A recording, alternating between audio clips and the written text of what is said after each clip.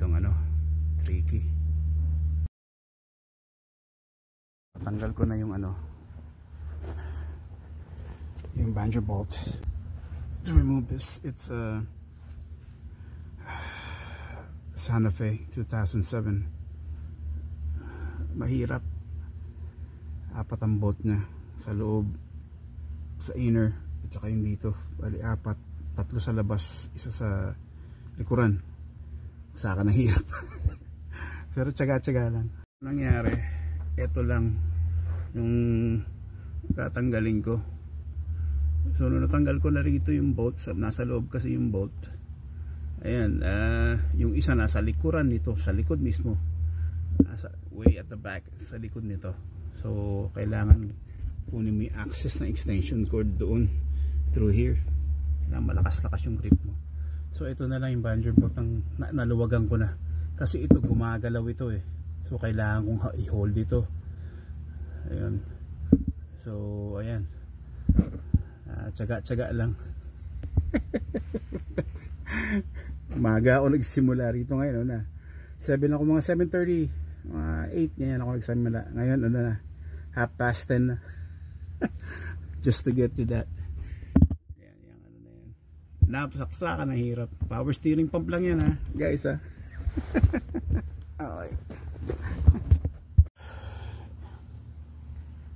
So natanggal ko na yung pump. Yung bahay dun sa kabila. So ito yung neighbor. Tanggal ko na. Talagang mahirap. So yung parts binitbit na ni James, kasi sabi ko mali yung parts na nabiling power steering. Ang laki ng big difference ng power steering. So it needs exact parts yung power steering kung anong model ng vehicle mo.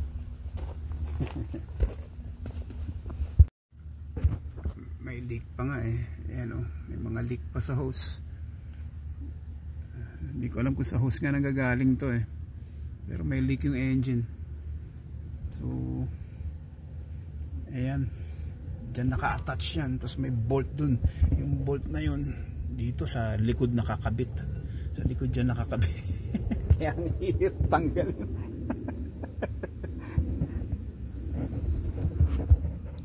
So ngayon pahinga muna ng konti. So titignan pa kung merong parts, kasi minsan yung parts ino-order pa pag wala silang parts, kasi 2007 na nga yan.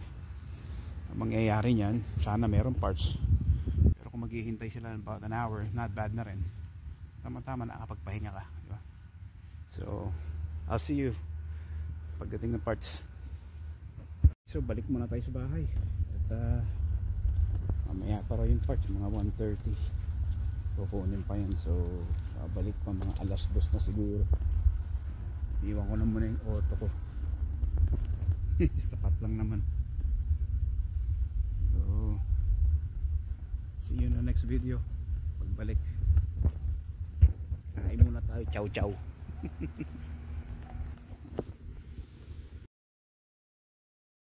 They got the power steering pump and it was right, and now I'm ready to install it. So nakabit na yung bolt na lang sa likod. Ipitan ko.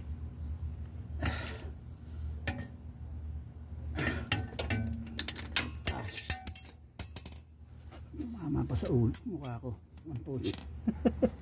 Yan talaga. Ow. So nakabit na yung power steering. Okay na. Kabit na lang natin yung hose nya. Ayos na. Bagong bago. So now we're good. So that's James. So we already installed the belt and we're putting power steering now. Woohoo! So everything is working good. Okay, so no leaking in the tube, and The high pressure as well, nothing's leaking. There's a sound coming out loud there. I think it's a clutch from the AC. But a while ago there's a leak, but now there's nothing. They got a problem with the rack and pinion booth only. Yeah. Oh, everything is set.